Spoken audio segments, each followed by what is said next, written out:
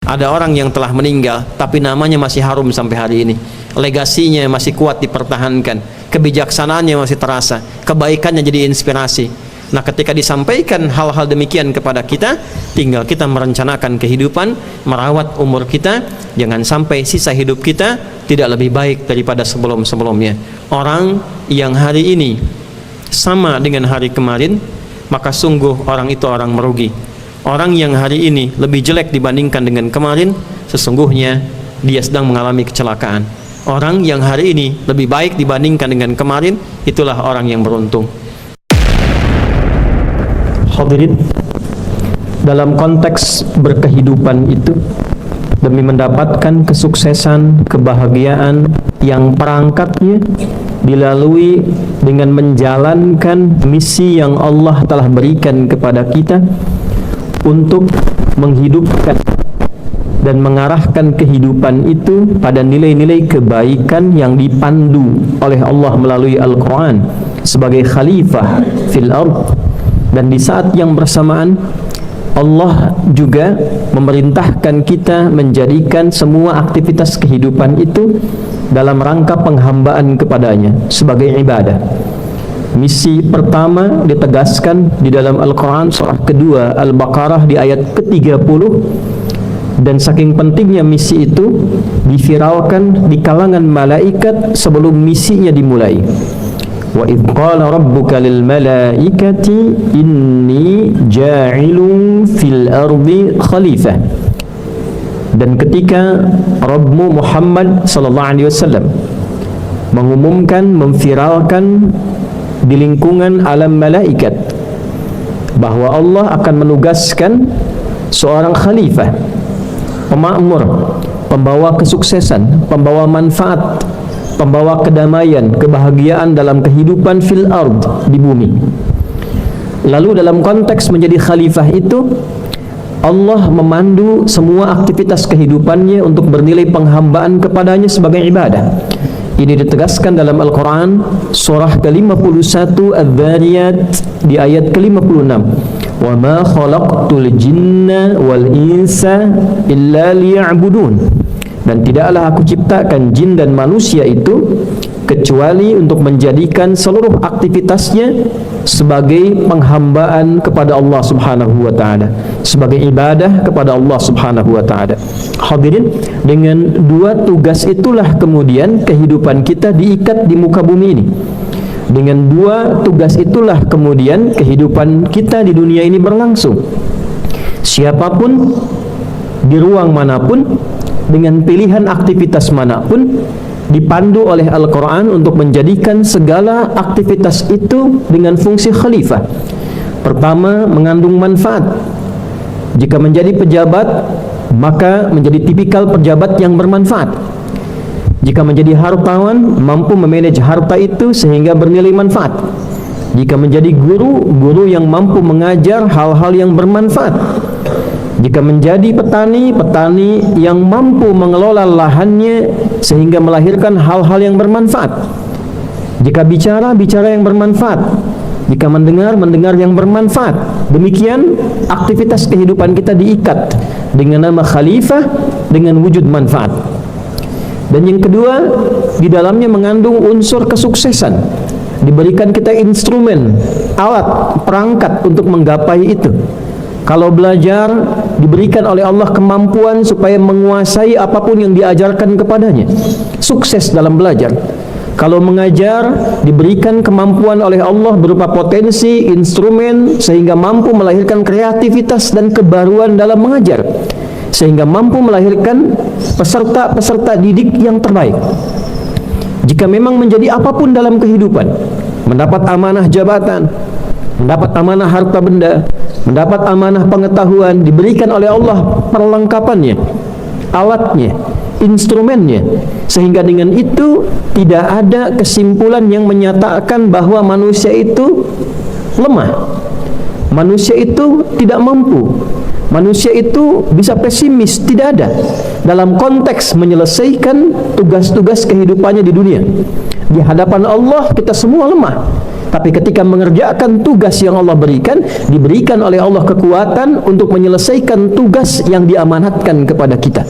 Tidak ada manusia yang bodoh, tidak ada manusia yang tidak mampu menyelesaikan tugas sepanjang diberikan kepada dirinya, kecuali orang-orang yang menyimpulkan bahwa ia tidak ingin menyempurnakan tugasnya.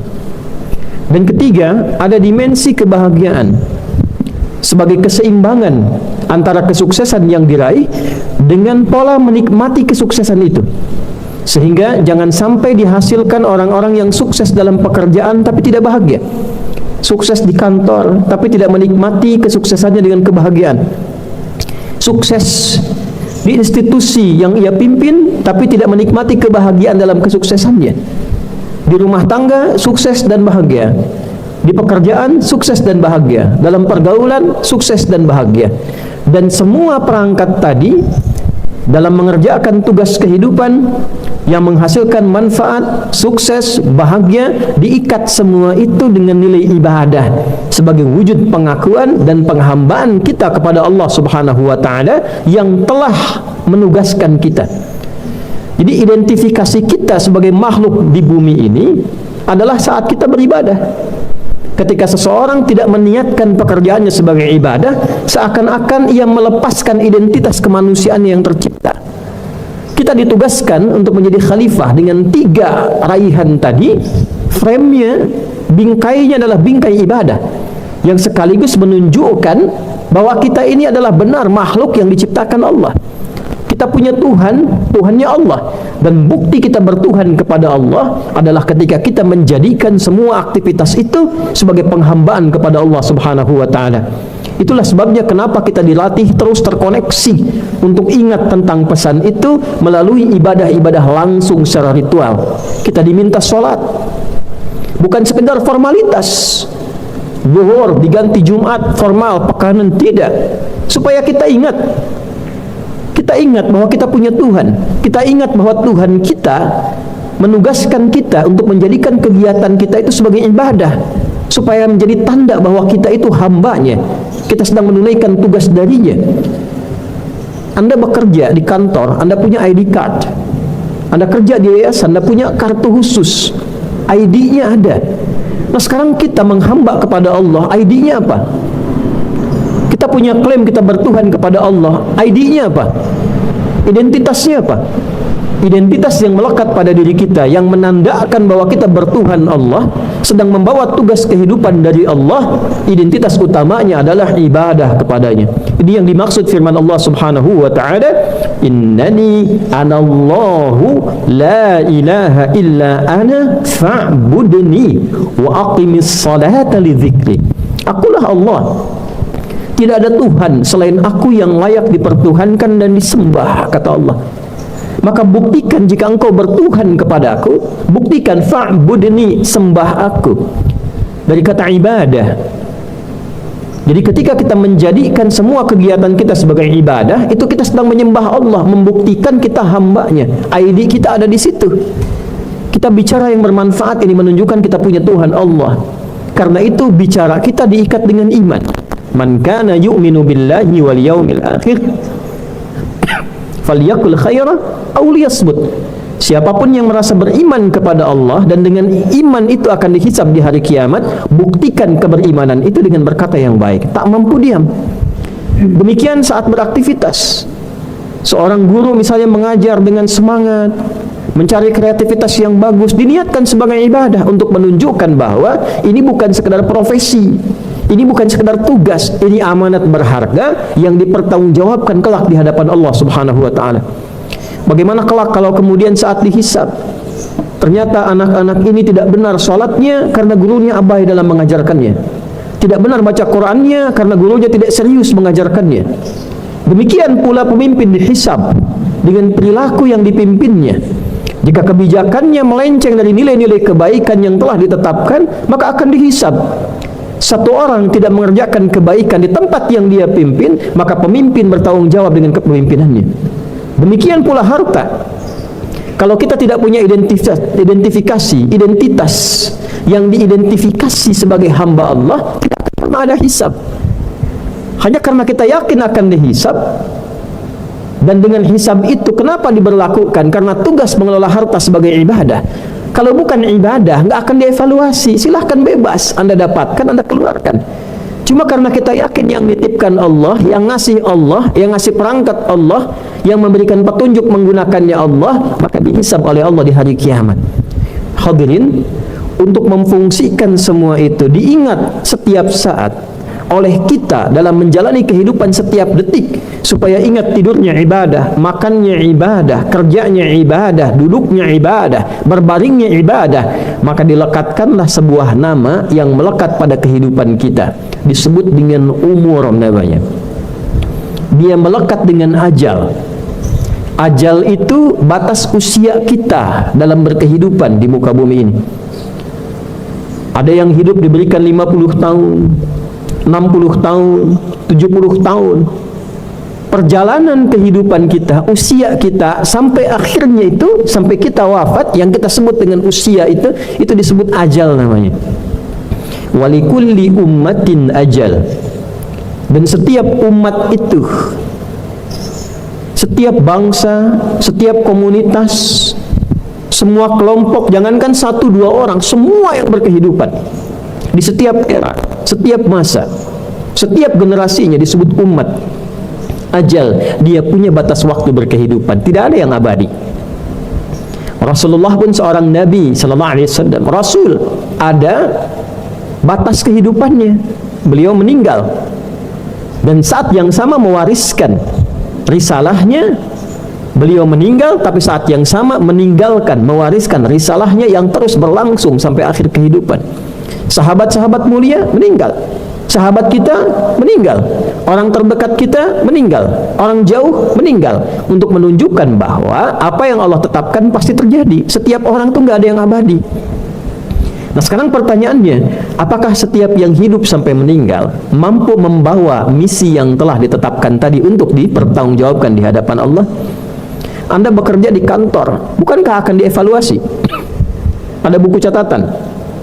Karena itu setiap hari Anda mencoba untuk memperbaiki pekerjaan Anda. Kadang melakukan studi banding, kadang menyusun kurikulum, supaya saat laporan jadi bagus, hasilnya bagus. Dengan pola yang sama, kita diberikan durasi beraktivitas. Yang guru kan tidak akan selamanya mengajar, ada masa purnanya. Yang pejabat tidak akan selamanya di pejabat, ada masa selesainya. Demikian kehidupan kita pun tidak selamanya hidup di dunia ini, ada masa purnanya, ada masa meninggalnya. Saat-saat kita menyusun kurikulum hidup untuk menjaga bahwa setiap waktu, setiap detik itu ada manfaatnya, punya nilai, sehingga ketika dibawa pulang menghadap kepada Allah, hasil kita, raport kita yang kita bawa di hadapan Allah itu bagus. Kitab, ketika Allah katakan iqra kitabak kafa bi nafsika al-yawma 'alaika hasiba, baca tuh evaluasi rapormu, laporan-laporan aktivitas kehidupan duniamu itu, senafas tidak, senilai tidak dengan misi yang telah Allah tetapkan. Cukuplah hari ini engkau dihisab berdasarkan aktivitasmu. Dalam melekatkan, supaya kita ingat dengan pelekatan itu misi-misi kehidupan kita di dunia, berdasarkan ajal kita sampai hidup itu berakhir, maka dilekatkanlah satu nama untuk mengisi perjalanan hidup itu sampai ajal berakhir. Nama itulah yang disebut dengan umur. Dari kata ya'muru, yang memiliki 3 arti: segala hal yang bermanfaat, segala yang mengantarkan pada kesuksesan, dan segala yang melahirkan pada kebahagiaan.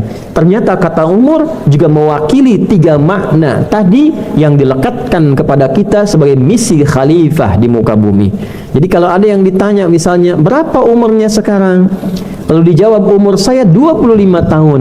Maka pertanyaan itu dititipkan oleh Allah kepada penanya di hadapan kita untuk mengkonfirmasi selama 25 tahun itu apa hal manfaat yang telah kita tampilkan dalam kehidupan. Cek di lisan, selama 25 tahun keluar di lisan kita, di mata kita, di tangan kita, di jabatan kita. Sudah sukseskah selama 25 tahun itu? Kalau pelajar, jangan-jangan masih malas belajarnya, nilainya belum bagus, hasilnya belum optimal. Kalau pengajar, kalau karyawan dimanapun itu, Ketika ditanya berapa umurmu? 30 tahun. Selama 30 tahun itu berapa instrumen yang sudah dikeluarkan? Ya Allah kasih.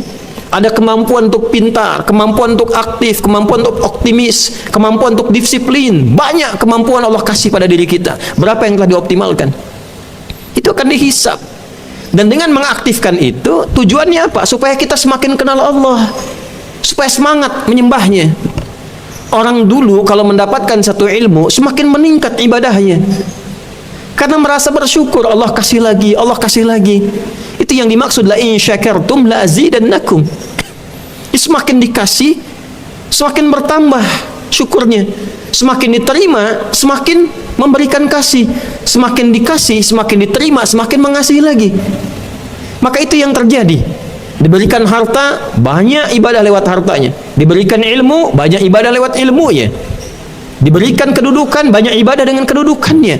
Karena itu kenapa orang-orang dulu banyak suksesnya, banyak bahagianya? Karena mengerti tentang cara menjalani kehidupan, paham cara merawat umur.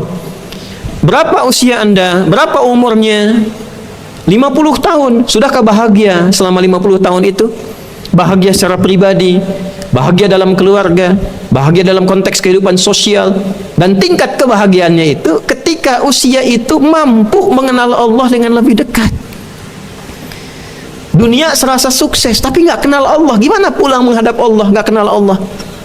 Gimana pulangnya? Ingin dihisab dengan ringan tapi nggak kenal Allah, gimana? Ada orang dikasih 5 tahun sudah kenal Allah, sholatnya bagus, baca Qurannya bagus, sujud rukuknya. Diberikan 50 tahun untuk baca nggak punya waktu, kenal saja belum sempat kenal, untuk sujud sulit.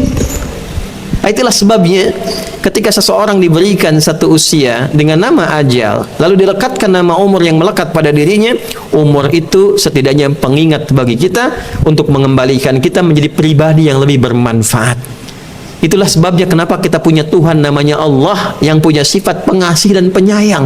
Allah tidak menginginkan bagian kehidupan kita menjadi tidak bermanfaat. Allah menginginkan kita selalu menjadi orang baik. Jadi apapun kita menjadi baik sampai titik akhir kehidupan kita. Fir'aun sejahat-jahatnya masih dikirimkan oleh Allah 2 orang nabi, 2 orang rasul supaya kembali menjadi baik. Allah tidak menyoal kedudukannya, makanya selalu disebut Fir'aun.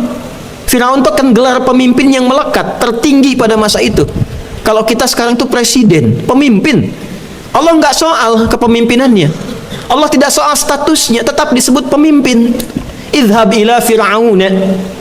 Kenapa dikirimkan 2 orang nabi, 2 orang rasul, Musa dan Harun? Karena telah salah menggunakan kepemimpinannya pada sesuatu yang tidak sejalan dengan misi kehidupannya, telah menyimpang. Penyimpangan dari kedudukan disebut tagha. Idhab ila Fir'auna innahu tagha. Jadi bukan ingin menjatuhkan Fir'aun dari kekuasaan, bukan. Ingin membimbing supaya kekuasaan itu diarahkan pada yang baik-baik. Ketika menyimpang diluruskan. Itulah indahnya risalah. Qarun punya harta nggak disoal. Yang disoal itu ketika punya harta salah menggunakan hartanya.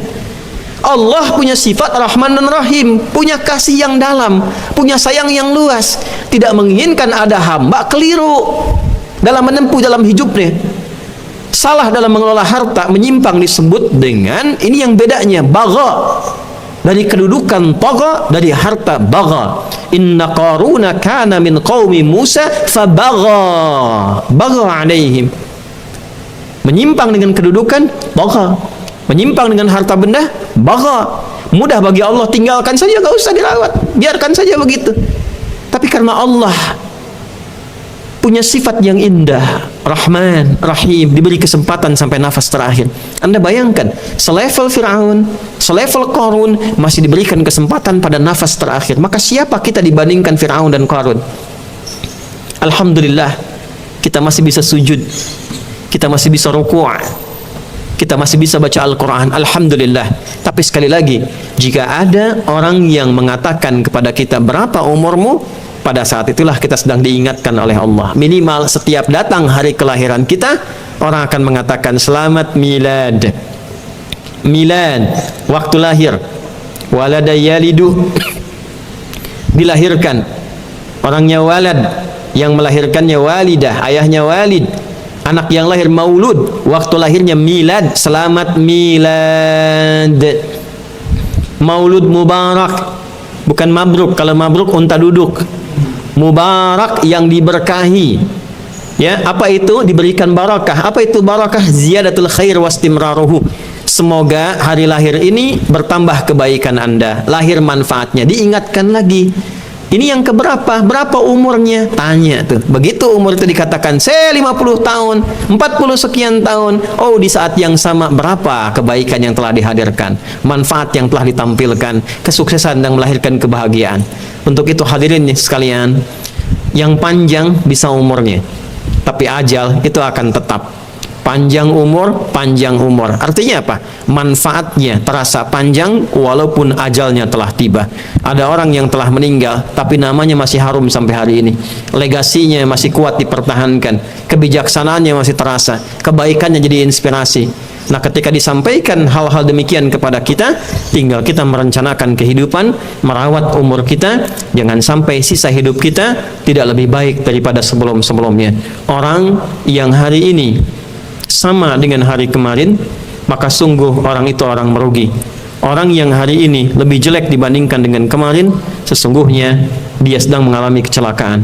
Orang yang hari ini lebih baik dibandingkan dengan kemarin, itulah orang yang beruntung. Demikian yang dapat disampaikan, dan inti poinnya adalah mari kita semua memperbaiki diri, merawat umur kita, mengisi usia kita dengan menghadirkan segala hal yang bermanfaat sesuai pilihan kehidupan yang telah kita tetapkan. Ikuti panduan yang telah Allah tetapkan, ikuti petunjuk yang Nabi telah hadirkan. Mudah-mudahan manfaat bisa kita tampilkan, sukses harus selalu optimis bisa kita raih, kebahagiaan berusaha kita dapatkan, dan jadikan semua itu dalam rangka ibadah kepada Allah Subhanahu wa taala. Barakallahu li wa lakum fil Qur'anil azim wa nafa'ni wa iyyakum bima fihi minal ayati wa dzikril hakim wa taqabbala minni wa minkum tilawatahu innahu huwas sami'ul alim. Ud'ullaha yastajib lana wa lakum jami'an. Hadirin jemaah Jumat rahimani wa rahimakumullah. Mari kita berdoa. Semoga dengan doa kita ini, kita diberikan oleh Allah perlindungan, kita diberikan oleh Allah kemampuan untuk menjaga kehidupan kita ini, sehingga dapat menampilkan beragam bentuk kebaikan yang Allah ridhai dari sisa kehidupan yang Allah berikan kepada kita sampai ajal kita tiba dan kembali kita ke hadapan Allah Subhanahu wa taala. Qala ta'ala, innallaha wa malaikatahu yusalluna 'alan nabi ya ayyuhalladzina amanu sallu 'alaihi wa sallimu taslima. Allahumma salli wa sallim wa barik ala habibikal karim rasulikal mustafal amin nabiyyina wa sayyidina Muhammadin wa ala alihi wa sahbihi ajma'in. Allahumma nahmaduka hamdan syakirin hamdan na'imin hamdan yuwafi ni'amahu wa yukafi'u mazidah. Ya Rabbana lakal hamdu wa lakal syukru kama yanbaghi li jalali wajhikal karim wa li 'azimi sultanik. Allahumma ighfir lil muslimina wal muslimat wal mu'minina wal mu'minat al ahya'i minna wal amwat innaka sami'un qaribun mujibud da'wat wa ya qadiyal hajat. اللهم ربنا لا تدع لنا في مقامنا هذا وفي كل مقام ذنبا إلا غفرته ولا هما إلا فرجته ولا دينا إلا قضيته ولا مريضا إلا شفيته ولا حاجة من حوائج الدنيا والآخرة فيها لك رضا وفيها لنا الصلاح إلا قضيتها يا أرحم الراحمين. اللهم بارك لنا يا الله في عمرنا وفي أمورنا وفي حياتنا في الدنيا والآخرة واجعل بقية حياتنا حياة طيبة وآخر وفاتنا حسن الخاتمة. Ya Allah, anugerahkan ampunan kepada kami yang hadir di Jumat ini dan bagi seluruh umat Islam dimanapun berada. Ya Allah, bila pun di antara kami telah wafat meninggalkan kami, ampuni dosa-dosa mereka, luaskan kubur mereka, anugerahkan cahaya dalam kubur mereka. Dan bagi kami yang masih hidup, ya Allah, jadikan sisa hidup kami lebih baik dibandingkan hari-hari yang telah kami lalui. Dan bila pun kami wafat, wafatkan kami dalam keadaan husnul khatimah. Berkahi umur kami, ya Allah, berikan kami panduan, berikan kami perlindungan hidayah-Mu agar konsisten menjaga amal-amal kebaikan yang Engkau ridhai. Allahumma ansur ya Allah ikhwatana fi Palestin wa fi kulli makani al-mubtallin wa wahid sufufal muslimin fi kulli makani arhamar rahimin. Ya Allah, anugerahkan pertolongan terbaik-Mu kepada seluruh kolega kami di Palestina, dan di setiap tempat yang Engkau uji, yang telah berjuang dan tengah berjuang. Satukan ya Allah saf orang-orang beriman, saf orang-orang Islam untuk menaati-Mu dan menaati Rasulullah sallallahu alaihi wasallam. Allahumma ihfadz biladana Indonesia waj'alha baldatan thayyibatan wa anta tardaha. Allahumma hdi ru'asaha wa umara'aha liyahtadu ilaika liyakhaffifu hisabahum yaumal qiyamati ya arhamar rahimin. Ya Allah, mohon jaga, lindungi dan berkahi negara kami Indonesia ini. Berikan hidayah pada para pemimpinnya di semua level agar dapat menghadirkan kebijakan yang bermanfaat, berkeadilan, yang dengan itu meringankan hisab mereka di hari kiamat ketika dihisab oleh-Mu ya arhamar rahimin. Allahumma ya rabbal alamin, barik hadhil madrasah akhyar wa muassisiha wal amilina fiha wa kullu man ashama fiha wa ma'hadiha mira ya Allah, waj'al auladaha min tullabiha wa tullabatiha ya arhamar rahimin, ulama'a li'idai kalimatika ya rabbal alamin.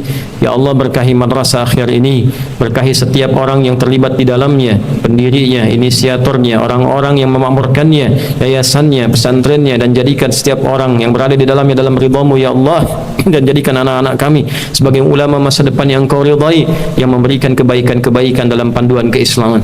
Rabbana atina fid dunya hasanah fil akhirati hasanah wa qina adzabannar. Wa sallallahu ala sayyidina Muhammad wa ala alihi wa sahbihi ajma'in wa akhiru da'wana alhamdulillahi rabbil alamin. Ibadallah, innallaha ya'muru bil 'adli wal ihsan wa ita'i dzil qurba wa yanha 'anil fahsya'i wal munkari wal baghi ya'idzukum la'allakum tadhakkarun wa la dzikrullahi akbar wallahu ya'lamu ma tasna'un. Aqimus shalah yarhamukumullah.